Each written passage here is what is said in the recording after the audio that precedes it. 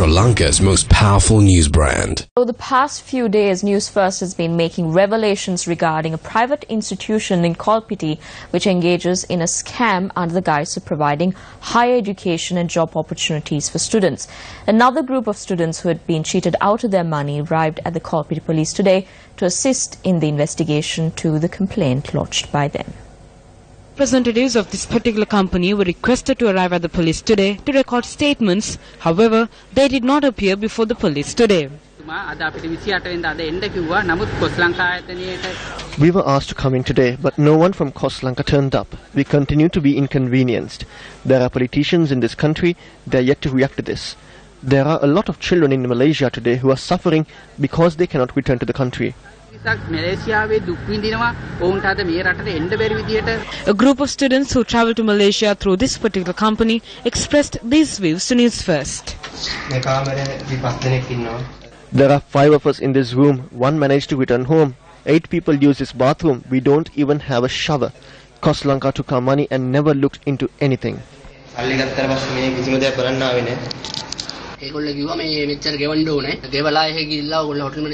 We paid 475,000 rupees. They said we will be able to study hotel management.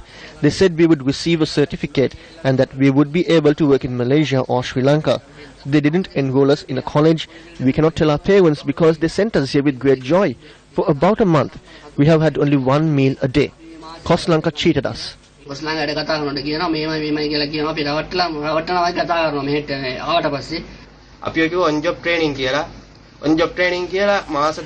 They said we will receive on-the-job training. 2 months after we came here, we were out of work.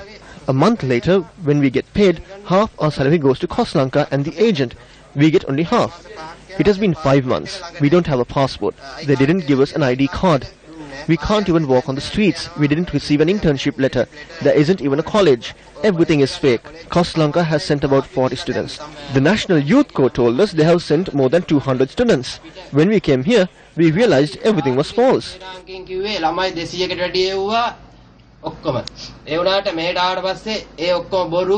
When inquired, the Minister of Foreign Employment stated that they had received several complaints regarding the company in question. They stated that since the company in question deals with sending students abroad, it comes under the purview of the Minister of Higher Education. If there is a fraud, then they should first lodge a complaint with the police of CID. There is no point in staring into the sky. There are some institutions which are good. We can even provide recommendations without any fear. However, there are companies that exploit students, so they should be careful when selecting institutions.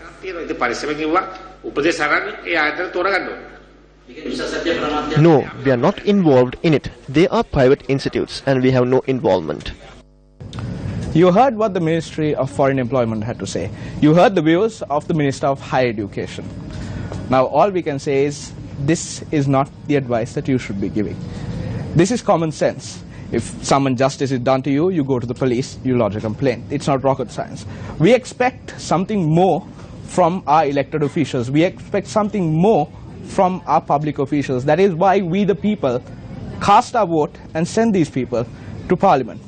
Now, let's focus on this company in question. Let's take a look at what they have to say in their corporate website and then we'll get on with this discussion. Now, it says that it provides vocational training programs and university programs. Now let's take a look at the About Us page and their core values. I'm going to open it in this new tab. It says no false promises and no hidden charges. I'm not quite sure about the hidden charges part, but if what these students are saying is true, then you can come to your own assumptions about no false promises. Ethically responsible. Focus on the success of our students. Again, I refer you to the comments that were made by students who were speaking with Newsfirst from Malaysia. Maintain professional standards. Well, this is how they maintain professional standards. Unfortunately, it seems like there is no one to regulate this. It seems like they have stumbled upon the grey area right smack in the middle of higher education and foreign employment. It seems that they are taking use of this grey area.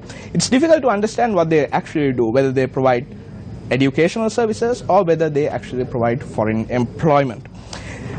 When we hear this story, what I am reminded of is of the labor records that are going on.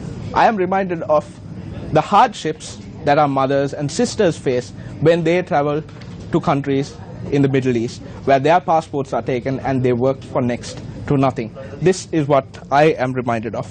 Regardless, the takeaway from the story is, if there is someone who offers you employment, be it full-time or part-time, any form of foreign employment, please go to the Sri Lanka Bureau of Foreign Employment. Consult with them, get their advice before you make any payments, before you make any decisions with regard to foreign employment, be it full-time or part-time. And finally, we call on our ministers to stop passing the buck. We need you to pick it up and take action. Take action. That is what we, the people, appointed you to do. We, the people, appointed you to the legislature so that you can legislate. The legislators in this legislature are duty-bound to find these gray areas, to fill up these gaps, and to take action on these things. That is why we have put you there. If they don't do their jobs, then all I can ask is, what is the use? What is the point? I'm Ramesh Bandara.